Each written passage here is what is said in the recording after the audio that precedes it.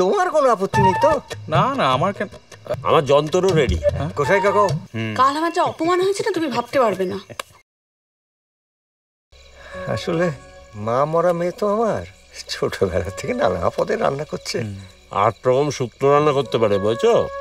আর ওটা বলো, কত রকমের ছ্যাঁচড়া রান্না করতে পারে। ছ্যাঁচড়া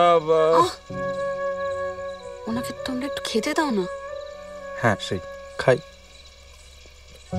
খাও।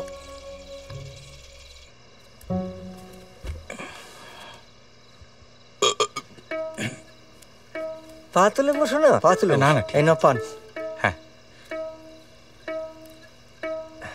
গোসাই, পান নেবে নাকি? দাও না।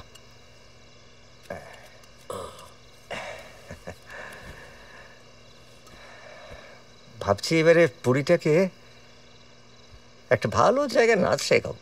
হ্যাঁ ভালো তো, খুবই ভালো। তোমার কোনো আপত্তি নেই তো? না না, আমার কেন আপত্তি থাকবে? আপত্তি নেই।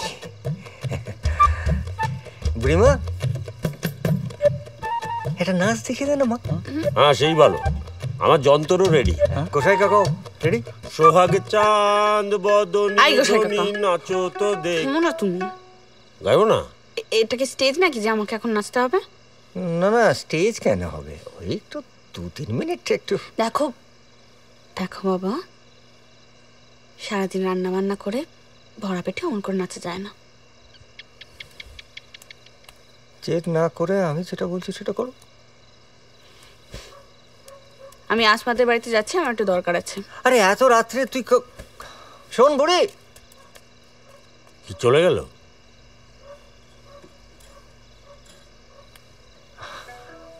আমার মেয়েটার এমনি সব ভালো, একটু জেদি, তবে বিয়ের পরে সব পাল্টে যাবে। কি বলো? যা।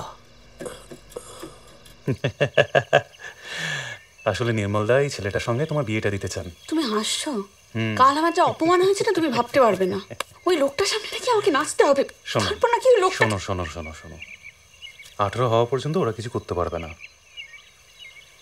আর 1 বছরের মধ্যে আমি রেজিস্ট্রি করে নেব।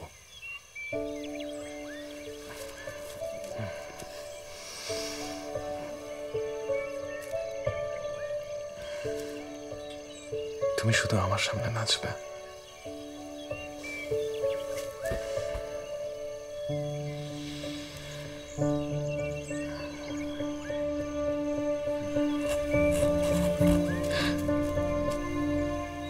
এইভাবে নয় সঞ্জয়, এখন